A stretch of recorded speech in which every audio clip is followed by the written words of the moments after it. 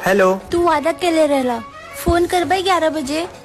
दोपहर के 3 बज गए, अब इन तक तार फोन नहीं आल। हम इन करी तो फोन। हमार जान, हम सच में तुम्हें फोन करे वाला रानी है। हम जैसे फ्री होती वैसे तुम्हें तुरंत फोन करती। यही मालिक हाथ रहनी है। लॉन्ग डिस्टेंस रिलेशनशिप वर्क नहीं करे चाहिए। हम अब भी काम करता नहीं है, फिर भी आके तुमसे बात करे थी ना। बात करे थी मतलब? अच्छा ठीक बा, वो गलती के लिए सॉरी। उससे का होला? बतावा फिर और का कर सकीला। वीडियो कॉल करे थी, उठावा।